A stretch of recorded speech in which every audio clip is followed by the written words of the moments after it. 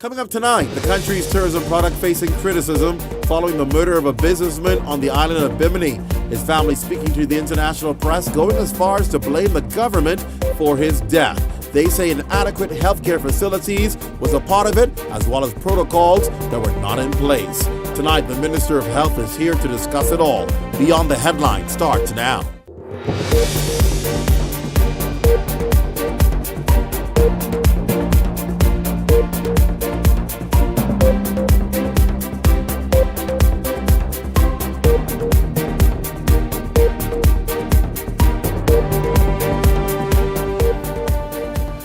The country's healthcare sector under scrutiny tonight as claims of inadequacies on family islands makes international headlines. In fact, it has led a family to blame the murder of their loved one on the government. Good evening, everyone. I'm Clint Watson.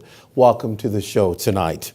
Well, indeed, the health minister is on the defense following criticisms by foreign nationals who claim that medical services on family islands are poor. It comes following the murder of their loved one this past weekend. Now, the incident also capturing international headlines and highlighting medical facilities or the lack thereof in the country. Janelle Longley reports.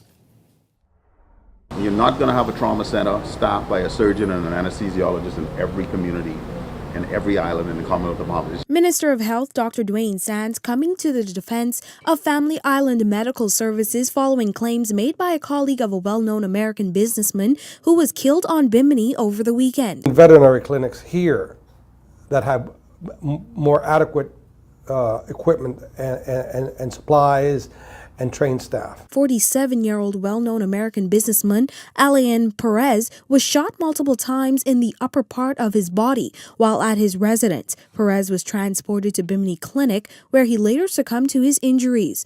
According to Perez's friend and lawyer Juan Carreras, who spoke to WPLG Local 10, said he attempted to arrange for his friend to be airlifted to Jackson Memorial Hospital, but Carreras claimed Perez died before the arrangements were set. However, Dr. Sands explained that the doctor on duty was there to administer services and also contacted both U.S. and Bahamian air ambulances. There is a protocol that is followed for air ambulances coming from the United States. They require admission, acceptance at a hospital. In the hour and 50 minutes or so that she was caring for him, no acceptance for admission to hospital in the United States was obtained. And as such, the air ambulance service was scrambled from New Providence to bring him to Doctors Hospital. Dr. Sands said that despite this tragic incident, medical services have been quite effective. Certainly, we have a pretty well-established air evacuation system. The clinics throughout the Commonwealth of the Bahamas, while some of them need to be upgraded, some of them need to be replaced, they have provided very good care to Bahamians. The health minister admitted that there are some areas that needed improvement, but he says it is still unclear if those issues played a part in Perez's death. As the investigation unfolds, we will learn a little bit more about what happened to this gentleman, the nature of his injuries, which will be fully revealed with his autopsy. An autopsy report will be ready in a few weeks to determine the cause of death. However, because the incident is a murder investigation, Dr. Sands says it will not be available to the public. Janelle Longley, Eyewitness News. All right, please welcome our guest tonight. He is the Minister of Health, Dr. Dwayne Sands. Sir, welcome to the show. Good evening. It's a pleasure to be here. Let's jump right into it, sir, because obviously we've watched this play out on international media and the concerns of the family and the concerns of reported members saying, oh, okay, the facilities were inadequate. The minute you hear the word inadequate, that must do something to you as a Minister of Health, because there's been a lot of time and energy expended to try and upgrade facilities in a lot of these major family islands. So, first of all, I think the sympathy, the empathy, condolences must go out to the family of Mr. Perez, who, this is an absolutely horrible crime. Mm-hmm. And hopefully the investigation will lead to the perpetrator being brought to justice. That said, history will show that there have been 2 gunshot wounds resulting in death in Bimini in the last 10 years. And we have staffed Bimini with a capable physician and a support team. The clinic there is quite modern. It is well equipped, and certainly given the fact that we have 2,000 Bahamians on the island, and there are thousands of visitors that come through, it is more than adequate for Bimini. The family obviously went to great lengths on online social media saying the government killed our loved one. You said that the clinic there is capable. If that loved one was able to be saved, could that clinic do that?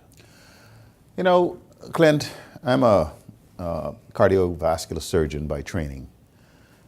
When somebody has been shot multiple times to the torso, even in the best circumstances, in the best trauma center, you may not be able to salvage that patient. When we talk about trauma centers, we grade trauma centers in the United States, level 1 being the absolute best. Level 2, they have less capacity. Many rural facilities are level 4, level 5, that their capabilities would be to stabilize and transfer.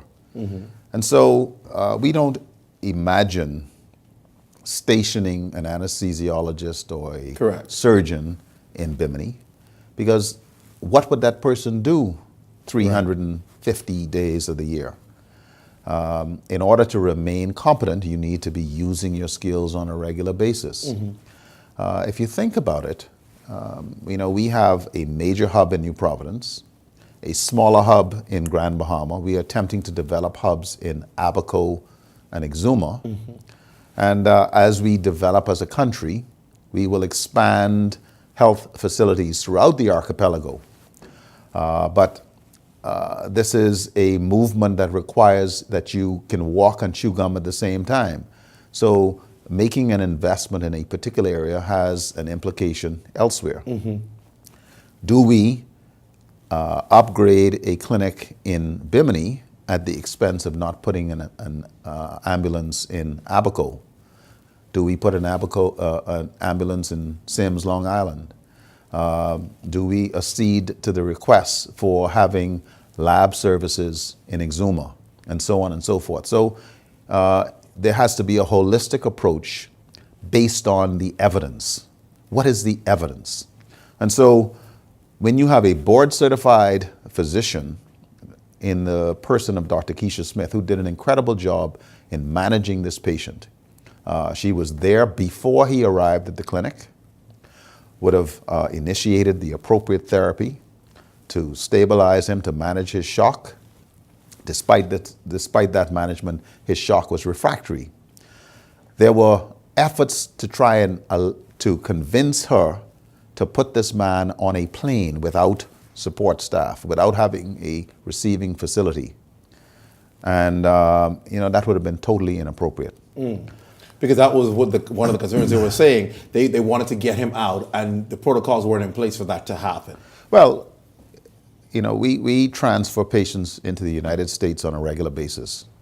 You cannot transfer a patient into the United States. Remember, this is trans-jurisdictional. This is into another country. Correct. Unless there is a receiving physician and hospital with a hospital bed that says, yes, we will accept this patient. And so that process requires you make a phone call to Jackson, you make a phone call to Cleveland Clinic, you make a phone call to Mount Sinai, whichever facility. They then have to say, yes, we will accept the patient, you can send the patient. At that point, you scramble a jet. When you arrange for that jet, you now have to get the pilot to come in, the flight doctor, the flight nurse to come in, etc. What was then done was contact was made with Doctors Hospital in New Providence. They agreed to accept the patient. Air ambulance services from New Providence then mobilized in order to get to Bimini. Now, all this is happening in real time. Patients receiving care from Dr. Smith and her team. Bear in mind that he's been shot multiple times. We'll find out from the autopsy exactly what the nature of the injuries were in a remote community. Elizabeth Kubler-Ross speaks about the stages of grief. And the first stage is denial. The second stage is anger. Right. And this is not uncommon, that I think we're getting away from the critical issue here, and that is some criminal invaded this gentleman's home in the early hours of the night and shot him at point blank range multiple times. All of the other issues, while I think it's important for us to dissect them and look at them critically, are secondary. The proximate cause of his death is a criminal with a gun. And to now blame either the clinic staff for being unable to salvage this gentleman, I think is understandable because somebody's loved one has passed away, but I think it's also unfair to the team. We're going to take a break. When we come back, obviously we want to talk about the critical issue as we begin to promote our family islands as destinations outside of New Providence. Do we have the supporting infrastructure that should emergencies like this happen on other islands that we can sustain it? Or are we biting off more than we can chew for the sake of tourism? I want to allow you to answer that and talk about the infrastructure on the other family islands when we come back. You're watching me on the headlines. We're back after this. Stay close.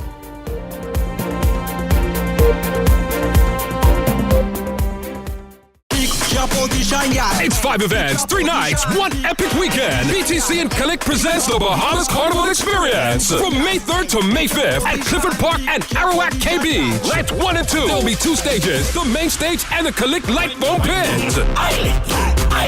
For all you revelers who want to stay in the elements of Fete all night, we have an area just for you. And for you concert goers who just want to stay clean and enjoy the show, the main stage is all yours. Access to both areas are included in all ticket prices. So come and enjoy your favorite local soca and dancehall artists like Bunja Garland, Kes the Band, Dexter Daps,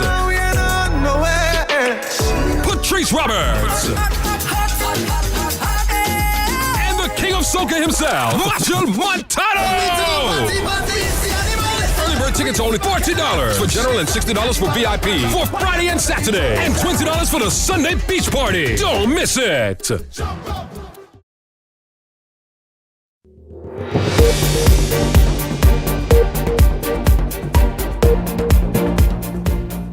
Welcome back to the show. My guest tonight is the Minister of Health, Dr. Dwayne Sands, talking about the tragedy over the weekend and the negative press Obama has received about it, talking about infrastructure.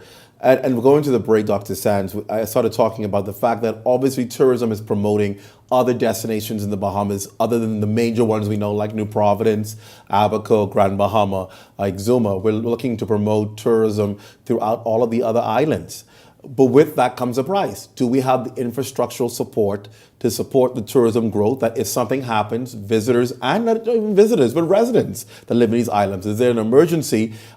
Can they survive? Do we have the health infrastructure in place that if something happens, if there's an accident, if there's an illness, that we can support medically? I know we have clinics in all of these islands, but to what level of capability, particularly the ones that are promoting in tourism? So, that's an excellent question. And God created the Bahamas, this wonderful country, made us the focus of the universe. I think we have the most incredible country in the world. I agree. But this archipelago, stretching over 100,000 square miles of water, creates challenges and opportunities. So as we look at our further development, I think we have to incorporate some of these issues into planning. But bear in mind that we cannot take this out of context. A few weeks ago, we had a young man who would have died at the Southwestern Plaza. Correct. And there were some concerns raised by the family that perhaps had an ambulance been able to get to him a little bit sooner. Yes. The delay was 13 minutes from time of call until an ambulance was dispatched. Wow. Now, 13 minutes. It turns out in retrospect that that really had nothing to do with the young man's death. However, we would like to increase the number of ambulances on the road in New Providence. There are people asking for ambulances in Abaco, in Eleuthera, in Exuma, in Grand Bahama, etc. There is a demand for improved services in our mini hospitals to get them up to speed. And so as we plan as a country, we have to decide where we're going to place these precious resources. Are we going to buy 10 new ambulances? Or are we going to upgrade the clinic in Bimini to allow for additional services? Are we going to have a rotary wing aircraft that can be scrambled at a moment's notice to any place in the archipelago? Are we going to go with fixed wing aircraft stationed in various islands, and at what cost? We now, the people of the Bahamas now pay $1 million a year for air evacuation services. That's just the basic retainer. Wow. $1 million a year. That's just a retainer for air evacuation services. It turns out that we pay probably about $2 million a year just for air evacuation services. And so most people can be evacuated quite safely, whether they're having a baby, whether they've been injured, having a heart attack, a stroke, a serious problem that cannot be managed in the family of islands. And no cost to the patient? Well, we try to recover some of the costs, but it's not a hindrance to not getting the service. Fundamentally, if you have an emergency, a bona fide emergency, the Ministry of Health will get you to safety. Get you to safety. And safety means transportation primarily to New Providence or to Nassau, Princess Margaret Hospital. And so our decisions then on how do we move has to be predicated on the health issues of Bahamians first, but also incorporating the fact that we entertain almost 7 million visitors per year. Now, the majority of those visitors come to New Providence and then to Abaco, Exuma, Eleuthera, and the numbers speak for themselves. As we get bigger, then I am sure that we're going to modify our infrastructure and our capacity in these various islands. But these decisions cannot ever be made or taken out of context. In next year's budget, we have millions of dollars of build out of our clinics throughout the family of islands. But, you know, those are critical tax dollars that the people of the Bahamas have to put up. Right. And they want to know that their tax dollars are being spent wisely and appropriately, and that we're not piling on debt. The average Bahamian now, since our national debt is $8 billion, has $20,000 of debt. That's a lot. $20,000 of That's debt. a lot. So we have to be very, very cautious how we spend money. Why are we not? So we know what it will take to fund some level of adequate health care in this country. Why are we not looking for other ways to fund healthcare? For example, donors, major donors by organizations. This country is rich, and we're a melting pot for so many multi-million-dollar companies, corporations, people.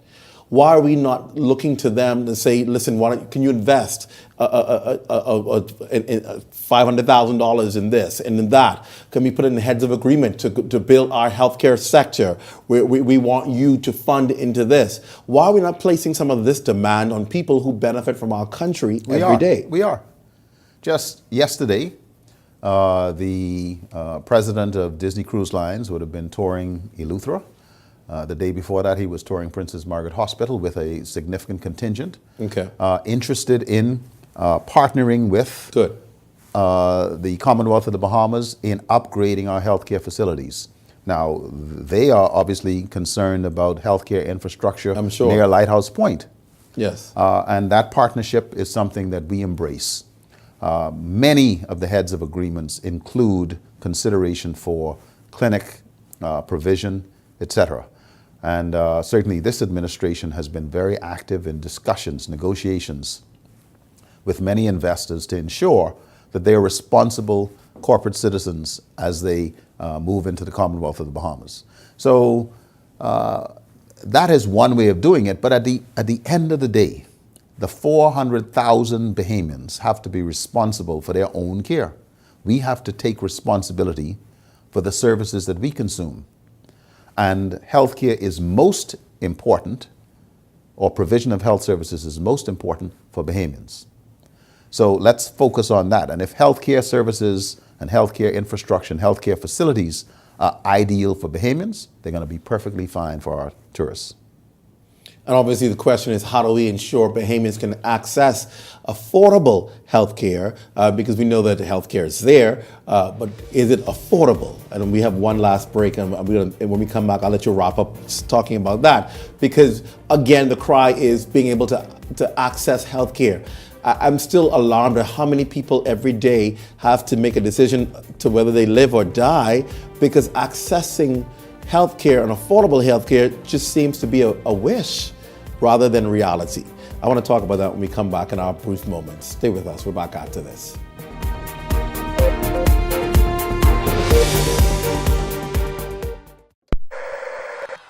The woman either win $10,000 or $50,000. Jesus Christ! It all comes down to this. Sebastian, CEO of Island Luck, is presently in the air. Go up! Are you ready? And we got ourselves a winner right here. Let me bring out the leader of the woman there. $20,000. Well, my God.